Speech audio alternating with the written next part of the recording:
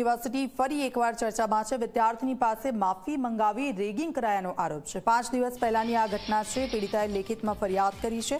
ઘરમાં ઘૂસીને મારવાની ધમકી અપાયાનો પણ દાવો થઈ રહ્યો છે। ફરિયાદના આધારે તપાસ શરૂ કરવામાં આવી છે।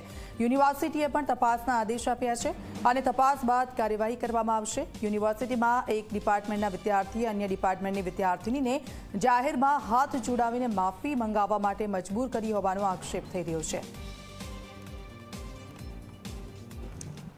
જ્યાં સુધી કડક કાયદા બનાવવામાં નહીં આવશે ત્યાં સુધી રેગિંગ જેવી જે ઘટનાઓ છે તેમનું પુનરાવર્તન થતું રહેશે।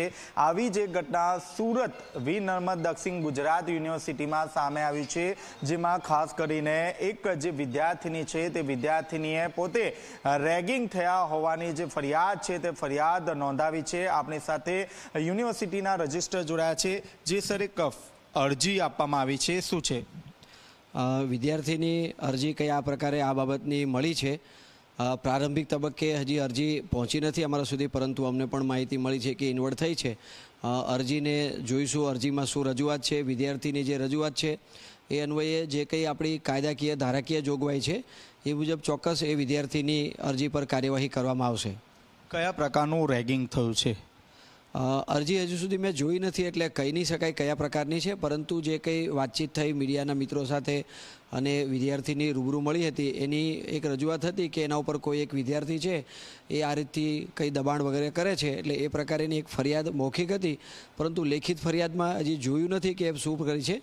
પરંતુ ચોક્કસ જે કંઈ ધારાધોરણો છે, ધારાકીય જોગવાઈઓ છે, યુનિવર્સિટીના જે સત્તામંડળો છે એના પ્રિસ્ક્રાઇબ નોર્મ્સ છે, યુજીસીના નોર્મ્સ છે, એ મુજબ ચોક્કસ એ બાબતે કાર્યવાહી કરવામાં આવશે। દબાણ એટલે કયા પ્રકારનું દબાણ કરવામાં આવતું હતું? કઈ હાથ જોડાવ્યા હતા? કંઈ વિદ્યાર્થી મળી ત્યારે મૌખિક વાત જે થઈ એના ઉપરથી એ બહુ ખુલીને એને કંઈ વાત નહીં કરી, પરંતુ એ પ્રકારનો કોઈ વિદ્યાર્થી એમને હેરાન પરેશાન કરે છે એવી એને એક મૌખિક રજૂઆત હતી અને લેખિતમાં પણ એમને રજૂઆત કરવાનું કીધું હતું, એટલે લેખિતમાં પણ એમની રજૂઆત આવી છે એવી માહિતી મળી છે। એક વખત અરજીને ચકાસણી કરી અરજીમાં જે કંઈ રજૂઆત હશે તેના પર કાર્યવાહી કરવામાં આવશે। જે આપણો કંઈ સેલ હોય છે એ સેલને રિફર કરવામાં આવશે અને એની જે કંઈ પ્રિસ્ક્રાઇબ નોર્મ્સ મુજબની જે કંઈ કાયદાકીય કાર્યવાહી છે એવી ચોક્કસ કાર્યવાહી અમે કરીશું। કેટલી ગંભીર ઘટના ગણી શકાય? ગંભીર તો ચોક્કસ ગણી શકાય। કોઈ વિદ્યાર્થીની મૌખિક ફરિયાદ મળી હોય એને પણ આપણે સુઓ મોટો કાર્યવાહી કરવાની રહે છે, એટલે વિદ્યાર્થી લેખિત નહીં કરે તો પણ એના પર કાર્યવાહી તો ચોક્કસ કરવી પડે, એટલે ગંભીર તો કહી શકાય। અને વિદ્યાર્થીની જે કંઈ ગંભીરતા છે એને ધ્યાનમાં લઈને યુનિવર્સિટીની જે કંઈ સમિતિ છે, સેલ છે એને રિફર કરી અને એના જે કંઈ નોર્મ્સ છે એ મુજબ ચોક્કસ કાર્યવાહી કરવામાં આવશે। કડક કાયદાના અભાવે ક્યાંક ને ક્યાંક વિદ્યાર્થીઓમાં ડર નથી રહ્યો? ના, એવું તો નથી। કડક કાયદો તો છે, કાયદાની અંદર બધી જોગવાઈઓ પણ છે। કાયદામાં આ પ્રકારેનો કંઈ દબાણ વગેરે હોય છે તો એની ચોક્કસ એક ગાઈડલાઇન પણ આપી છે અને એ ગાઈડલાઇન મુજબ કાયદાની કાર્યવાહી કરીશું, એટલે એક વિદ્યાર્થીમાં પણ એક મેસેજ જશે કે ભાઈ નિયમ અનુસાર કઈ કાર્યવાહી કરવામાં આવતી હોય છે।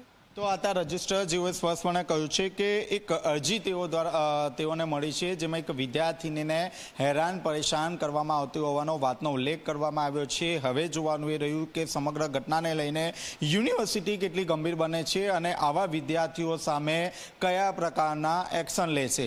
કેમેરામેન વિજય ભેસાણા સાથે ચેતન પટેલ, ઝી મીડિયા, સુરત। રાજકોટ